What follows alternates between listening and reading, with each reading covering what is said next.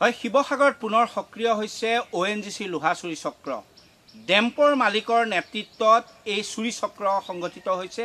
লক্ষণীয়ভাৱে ONGCৰ পৰিত্যক্ত ৰিগ আৰু বৰ্তমানো কাৰ্যক্ষম এটা যি চিমেণ্ট ক্ৰাফ্টৰ গুদাম, এই গুদামত য'ত নিৰাপত্তাৰক্ষী দিনে ৰাতিয়ে থাকে, এই নিৰাপত্তাৰক্ষীৰ পৰাই 100 মিটাৰ নিলগত চুৰি কাৰ্য সংগঠিত হৈছে নিশাৰ ভাগত। মই আসিফক অনুৰোধ কৰিম পৰিৱেশটো দেখুৱাবলৈ।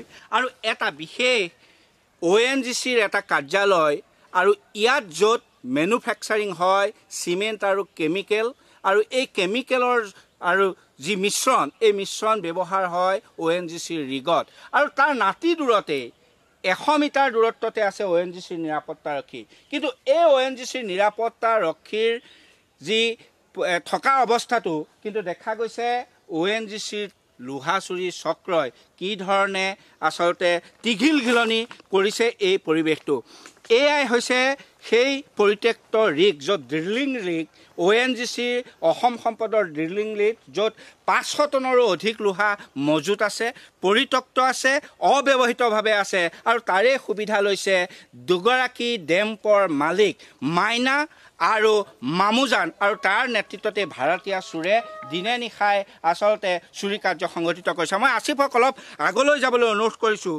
কি ধৰণে আচলতে চুৰি কাৰ্যটো সংগঠিত হয়, এই এখন বাস্তৱ ছবি। কেৱল মাত্ৰ প্ৰাগ নিউজৰ কেমেৰা আহি উপস্থিত হৈছে। এই বাস্তৱ ছবিখন প্ৰাগ নিউজৰ দৰ্শকক আসিফে দেখুৱাই আছে। এয়াই হৈছে এডৰা তৰাণী, য'ত যিডৰা তৰাণী এটা ড্ৰিলিং ৰিগ, পৰিত্যক্ত ড্ৰিলিং ৰিগ ONGCৰ, আৰু এই ONGCৰ ড্ৰিলিং ৰিগতেই এই লোহা মজুত আছে। আৰু গুৰুত্বপূৰ্ণভাৱে মই পুনৰ কওঁ যে ইয়াৰ প্ৰায় 100 মিটাৰ দূৰত্বতে কিন্তু ONGCৰ নিৰাপত্তাৰক্ষী আছে, যি দিনে নিশাই নিৰাপত্তা দিয়ে। আছে এটা ONGCৰ চিমেণ্ট আৰু কেমিকেলৰ গুদাম, য'ত নিৰাপত্তাৰক্ষী দিনে ৰাতিয়ে থাকে। আসিফে ইতিমধ্যে পৰিৱেশটো দেখুৱাই আছে। এয়াই হৈছে লোহা কাটি থকা অৱস্থাত, যি স্থানত লোহা কাটি আছিল চোৰে, নিশা 3টা চোৰ আচলতে এতিয়া আৰক্ষীৰ হাতত গ্ৰেপ্তাৰ হৈছে। আৰু আৰক্ষীৰ হাতত গ্ৰেপ্তাৰ হৈ তেওঁলোকে বৰ্তমান জয়সাগৰ আৰক্ষী চকীত তেওঁলোকক সোধা পোছা কৰি থকা হৈছে। আৰু তেওঁলোকে লক্ষণীয়ভাৱে প্ৰাগ নিউজৰ কেমেৰাৰ সন্মুখত স্পষ্ট ৰূপত কৈছে যে মামুজান, ৰংঘৰ চাৰিআলিৰ হাতীখোকৰ মামুজান, ইফতিকাৰ আৰু মাইনা, এই 3গৰাকীৰ যি দুটা ডেম, এই লোহাৰ ডেম্পলৈ এই যি লোহা লৈ যোৱা হয়। আৰু তেওঁলোকক নিয়োগ কৰিছিল, এই নগাঁও জিলাৰ পৰা আনি এই চোৰ 3টাক নিয়োগ কৰিছিল। মাইনা আৰু যি মামুজানৰ এজেণ্ট হিচাপে কাম কৰা পোৱালী আৰু আলী নামৰ দুগৰাকী ব্যক্তিয়ে স্পষ্ট ৰূপত কেমেৰাৰ সন্মুখত কৈছে। মই আসিফক অনুৰোধ কৰিম পৰিৱেশটো দেখুৱাবলৈ।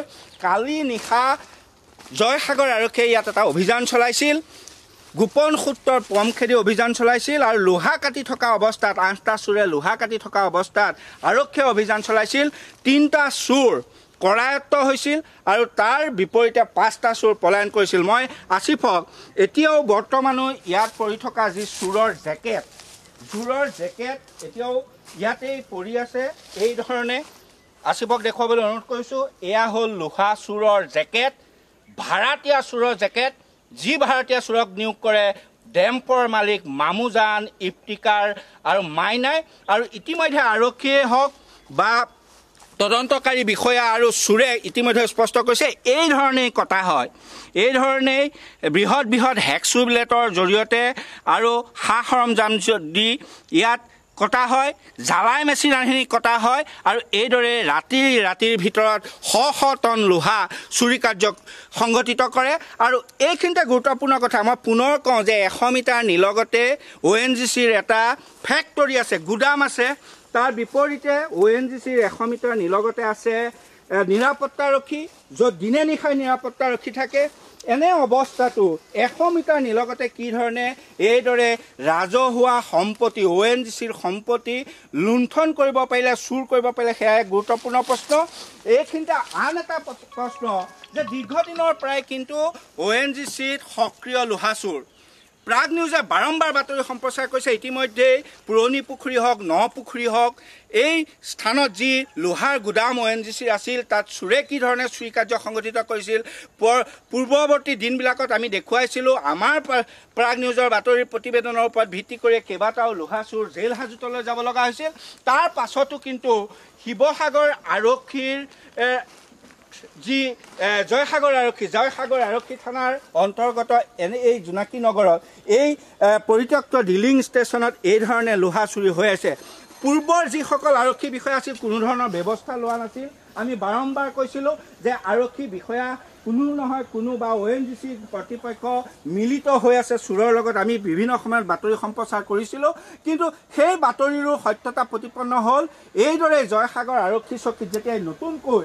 লোকনাথ বসুমতাৰী নামৰ আৰক্ষী বিষয়াগৰাকীয়ে যোগদান কৰিলে আৰু যোগদানৰ পাছত অবৈধ সুৰাই হওক অবৈধ কয়লা ট্ৰাকেই হওক অবৈধ এই ধৰণৰ লোহা চুৰেই হওক তেওঁ কৰায়ত্ব কৰিবলৈ সক্ষম হৈছে কাৰণ দীৰ্ঘদিনে চলি আছে তাৰপিছতো কোনো ধৰণৰ আৰক্ষীয়ে ব্যৱস্থা আচলতে লোৱা নাছিল আৰু নোলোৱাৰ পৰিপ্ৰেক্ষিতত এইদৰে চুৰৰ টিঘিলঘিলনি বাঢ়িছিল আমাৰ লগত আছে সংগঠনৰ নেতা জাতীয় সংগঠনৰ নেতা তেওঁৰ পৰা মই জানিব বিচাৰিম কি ক'ব এই মুহূৰ্তত পৰিৱেশটো ইতিমধ্যে দেখিছে কি ধৰণে দিনে পোহৰে নিশাৰ ভাগত এই ধৰণে আচলতে লোহা চুৰৰ দপদপনি জয়সাগৰ আৰক্ষী থানাৰ সমীপতে ONGCৰ গুদামৰ সমীপতে নিৰাপত্তা আৰক্ষীৰ সমীপতে কি ক'ব না এই চুৰ কাৰ্য আজি নহয় বিগত সময়ত বাৰে বাৰে হৈ আহিছে আৰু আপোনালোকৰ প্ৰাগ নিউজৰ কেমেৰাত বাৰে বাৰে তথ্যখিনি ৰাইজৰ আগত আপোনালোকে প্ৰকাশ কৰিছে এটা মূলত কথা হৈছে যেতিয়া চুৰ হয় চুৰ হোৱাৰ লগে লগে চুৰ 2-3জনক ধৰিয়েই আৰক্ষীয়ে তদন্তটো সামৰি দিয়ে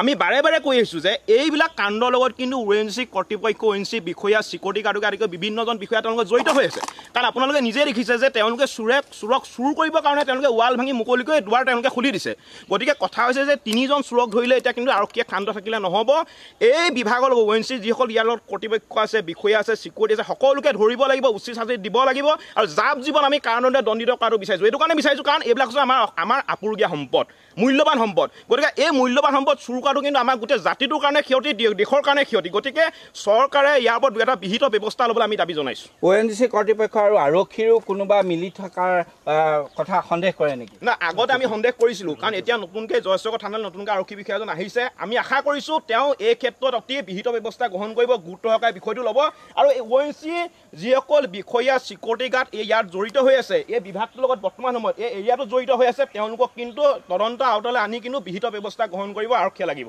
পূৰ্বৰ আৰক্ষী বিষয়াসকলে ব্যৱস্থা লোৱা নাছিল নেকি মাজে মাজে 2-এজনে লৈছিলে কিন্তু তাৰ আগত কিন্তু আমি ক'বলৈ গ'লে ইয়াৰ পৰা 5-6 বছৰ আগত কথা যদি ক'বলৈ যাওঁ কিন্তু কিছু ক্ষেত্ৰত আৰক্ষী কিন্তু গাফিলতা আছে বুলি ক'ব লাগিব হয় এয়া আছিল চিতু বৰুৱাৰ প্ৰতিক্ৰিয়া কিন্তু মই পুনৰ কওঁ যে মাত্ৰ 100 মিটাৰ নিলগতে ONGCৰ নিৰাপত্তাৰক্ষী আছে 100 মিটাৰ নিলগতে ONGCৰ চিমেণ্ট আৰু কেমিকেলৰ গুদাম আছে য'ত দিনে নিশাই নিৰাপত্তাৰক্ষী থাকে তাৰ পাছতো এই তৰাণীত আমি য'ত উপস্থিত আছোঁ প্ৰাগ নিউজ য'ত উপস্থিত আছোঁ ইয়াত কিন্তু নিৰ্বিঘ্নে লোহা চুৰে ডেম্পৰ মালিকৰ নেতৃত্বত কিন্তু লোহা চুৰি চক্ৰ চলাই আহিছে দীৰ্ঘদিনে শ টন অসমৰ ৰাজহুৱা সম্পদৰ সম্পত্তি লুণ্ঠন কৰি থকা হৈছে তাৰ পিছতো কিন্তু শেহতীয়াভাৱেহে আৰক্ষী সক্ৰিয় হৈছে ধন্যবাদৰ পাত্ৰ লোকনাথ বসুমতাৰী নামৰ সেইগৰাকী আৰক্ষী বিষয়া কিন্তু ইয়াৰ লগে লগে সমান্তৰালকৈ প্ৰশ্ন উত্থাপন হ'ব যে লোহা চুৰৰ মুখত যি ডেম্পৰ মালিকৰ নাম কোৱা হৈছে